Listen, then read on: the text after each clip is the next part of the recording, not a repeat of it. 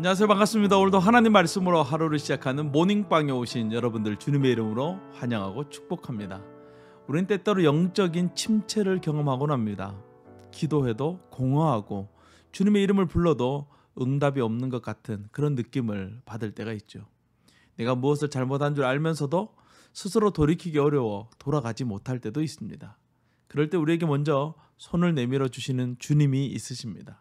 오늘도 그 주님의 손을 붙잡고 힘있게 일어서는 하루가 되기를 주님의 이름으로 축복합니다. 오늘 우리가 묵상할 하나님의 말씀은 사무엘상 30장 1절에서 20절 말씀입니다. 다윗은 600명의 군대를 이끌고 다시 집으로 돌아왔습니다.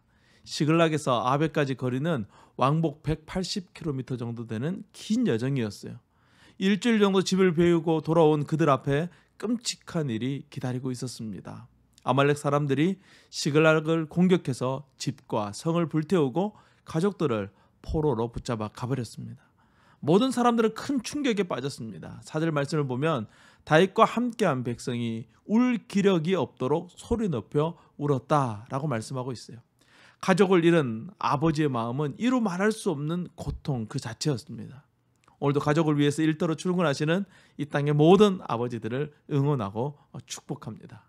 아버지에게 가족은 싸우는 이유이며 일하는 이유이며 살아갈 이유가 됩니다. 그런데 그런 가족이 사라졌으니 그 충격과 고통은 이루 말할 수가 없는 것이죠. 다윗은 사람들의 마음을 위로하고 격려함으로써 하나님께 다시 나아갑니다. 다윗은 이스라엘과의 전쟁을 하려 군대를 이끌고 이 아벡으로 갈 때 이미 자신의 행동이 잘못되었다는 것을 깨달았을 것입니다. 그럼에도 그는 애써 그 사실을 부인하고 눌렀던 것이죠. 돌아가기에는 이미 너무 늦었다고 생각했던 것입니다. 하지만 하나님은 그런 다윗을 향하여 손을 내밀고 계셨던 것이죠. 그리고 드디어 다윗이 그 주님의 손을 붙잡고 일어섭니다. 기도는 하나님의 손을 붙잡는 행동입니다. 오늘도 하나님은 우리가 기도하기를 원하십니다. 그렇게 하나님께 기도한 다윗에게 하나님은 아말렉을 찾을 것과 싸워 이길 것, 그리고 잃어버린 가족을 모두 되찾을 수 있도록 해주시겠다고 약속해 주십니다. 다윗은 군사들과 함께 아말렉을 추격합니다. 그런데 문제는 이 광야는 너무나도 넓고 깊기 때문에 그곳에서 아말렉을 찾는다는 것은 사실 현실적으로 불가능한 일이나 다름이 없었어요. 그렇게 아말렉을 추격하던 중 길가에 쓰러진 한 사람을 발견합니다. 그는 병들었고 며칠 동안이나 광야에 쓰러져 있었던지 죽은 사람이나 다름이 없는 그런 상태였어요. 다윗은 그 불쌍한 사람을 지나치지 않고 먹을 것을 주며 돌봐줍니다.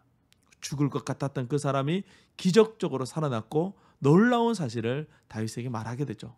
그 사람은 아말렉 사람의 종으로 시글락을 공격할 때 함께 했으며 지금 아말렉이 어디에 있을지 알고 있다는 거예요.